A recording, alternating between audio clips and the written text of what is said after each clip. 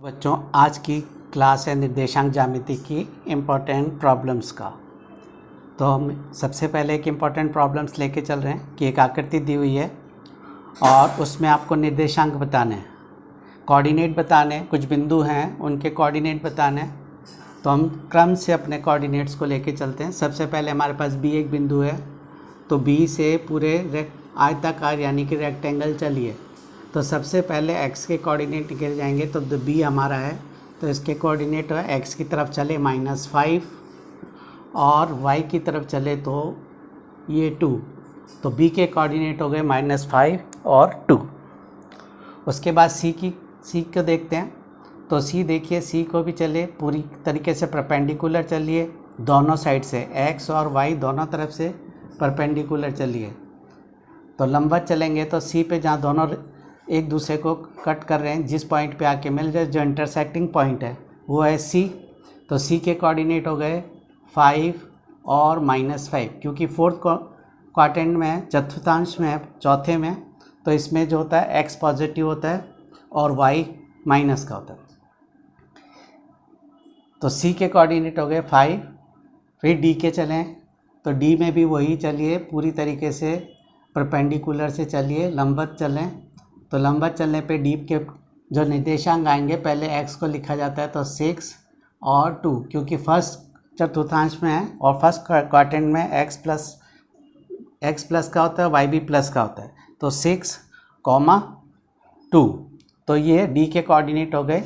इसी तरीके से e की बात करें तो e में भी परपेंडिकुलर चलिए, तो इंटरसेक्टिंग पॉइंट हमारा e आ रहा है, और जहाँ इंटरसेक्टिंग हो रही है, जहाँ दोनों एक दूसरे को प्रतिच्छेद कर रहे हैं, तो वो बिंदु हम लिखेंगे। सबसे पहले x के लिखेंगे -3 और -5, क्योंकि थर्ड क्वाड्रेंट में है, तीसरे चतुर्थांश में है, तो यहाँ पर x भी माइनस का होता है और y भी माइनस का होता है। उसके बाद h की बात करते हैं, तो इसी तरह h को मिलाएं, तो h के लिए हमारे पास आ गया -5 और -3, क्योंकि ये भी तीसरे चतुर्थांश यानी कि थर्ड क्वाड्रेंट में है। तो इस तरीके से हमारे पास h के कोऑर्डिनेट आ गया। उसके बाद l की बात करते हैं, तो l के लिए देखो, x कोई कोऑर्डिनेट, x सीधा चल रहा है तो x टोटली लंबवत है यानी परपेंडिकुलर है, तो y के चल रहा है तो x 0 और y का 5, तो l के कोऑर्डिनेट हमारे पास 0 और 5 आ गए। तो इस तरीके से हम कोऑर्डिनेट को पता कर सकते हैं और उसे प्रदर्शित कर सकते हैं किसी भी आकृति में। तो जो भी लंबवत आकृति है, जहाँ पर ये एक दूसरे को कट कर रहे हैं, ये हमारा है मूल बिंदु और इसके कोऑर्डिनेट होते हैं 0, 0। जो ऑर्गिन है तो उसके हमेशा जो कोऑर्डिनेट होंगे वो होंगे 0 और 0। तो बच्चों, समझ में आया आपके? तो इस तरीके से हम कोऑर्डिनेट को प्रदर्शित कर सकते हैं। इसी क्रम में हमारी अगली प्रॉब्लम है कि कोऑर्डिनेट हमको दिए हुए हैं और उनको आपको बताना है कि वो किस क्वाड्रेंट में आएंगे और उनकी क्या पोजीशन होगी। तो पहला है हमारे पास a 5, 1। तो देखो ये वो है पॉजिटिव, दोनों पॉजिटिव हमारे फर्स्ट क्वाड्रेंट में होते हैं। तो 5, 1 सपोज करें 1, 2, 3, 4, 5 और ये 1 जाना है तो ये 1, तो 5, 1, इट मीन्स a की जो पोजीशन होगी वो यहाँ पर होगी फर्स्ट क्वाड्रेंट में। इसी तरीके सेकंड है -5, 1, तो 1, 2, 3, 4, 5 यानी कि -5 सेकंड क्वाड्रेंट में होगी, जहाँ x माइनस का होता है और y प्लस का होता है। तो 5, 1, तो ये 5 माइनस का और ये 1, तो -5, 1। तो हमारी b की पोजीशन ये होगी। c है हमारा 5 और 0, यानी कि 5 पॉजिटिव, दोनों पॉजिटिव, y एक्सिस जो है वो 0 है, तो केवल x पे चलेंगे, ये 5 और 0, y 0 है तो y यही रहेगा, तो ये हो गया 5, 0। c की पोजीशन हमारे पास ये रहेगी। इसी तरीके से b है हमारा -2 और 5, यानी कि -2 x के और पॉजिटिव है 5 y के, तो 2, 3, 4, 5 y के एक्सिस पे चलें और ये 2, तो ये हो गया हमारा d की पोजीशन -2, 5। ये हमारी d की पोजीशन हो गई जो सेकंड क्वाड्रेंट में आएगा। इसी तरीके से e है 3 माइनस के 3, तो पॉजिटिव हमारा फोर्थ क्वाड्रेंट है, ये 3 और सपोज करें ये 3 माइनस के, तो हमारी जो ई की पोजीशन होगी वो फोर्थ क्वाड्रेंट यानी कि चौथे चतुर्थांश में होगी 3 - 3। तो इस तरीके से अगर आपके पास कोऑर्डिनेट दिए हुए हैं तो हम उसे ग्राफ में प्रदर्शित कर सकते हैं।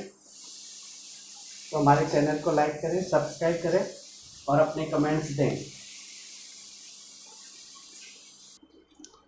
अगली समस्या हमारी निर्देशांक आपको गिवन है, निर्देशांक कोऑर्डिनेट दिए हुए हैं और आपको ये बताना है कि ये निर्देशांक किस फिगर को बनाएंगे या कौन सी आकृति बनाएंगे।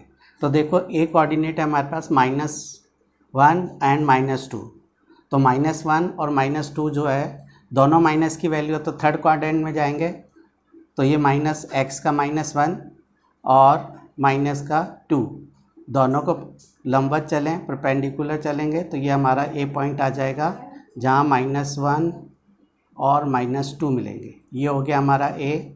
इसी तरीके से बी चलें, बी है 1 और 0 यानी x का 1 है और y जो है 0, तो ये इस तरीके से चलेगा, तो बी हमारा हो गया 1 0। इसी तरीके से सी हमारे कोऑर्डिनेट है -1 और 2, तो -1 और 2 ये रहा, तो ये माइनस का 1 और ये 2, इस तरीके से हमारे ये चल जाएगा, तो ये सी हो गया -1 एंड 2। डी है हमारा 3 माइनस का 3 और 0, तो ये इस तरीके से हमारा एक कोऑर्डिनेट है डी, तो -3, 0 सबको मिला दें, सी को डी से मिलाइए, इसको बी से मिलाएं और इस तरीके से मिलाएं, तो हम देख रहे हैं कि जो हमारे पास ए बी सी डी है वो एक तरह का हमारे पास क्या है, क्योंकि सब जो हमारी एंगल्स हैं, जो सब लाइन हमारी, तो जो सब लाइन है वो लगभग बराबर दिख रही है, यानी कि A B equals to B C और B C equals to C D और C D equals to D A, यानी कि चारों लाइन एक दूसरे से बराबर है, ए बी बराबर बी सी बराबर सी डी और सी डी बराबर डी ए। तो 8 में जब चारों लाइन बराबर है तो क्या हो जाएगा, ए बी सी डी क्या हो गया, एक वर्ग हो गया, यानी कि स्क्वायर का निर्माण कर रही है। तो इस तरीके से हम किसी भी कोऑर्डिनेट को लेकर उनसे बनने वाले आकृति या फिगर को भी हम डिस्प्ले कर सकते हैं, बता सकते हैं कि वो फिगर क्या बनेगा। तो हमारे चैनल को लाइक करें, सब्सक्राइब करें ताकि आपको आगे के वीडियो तुरंत प्राप्त हों।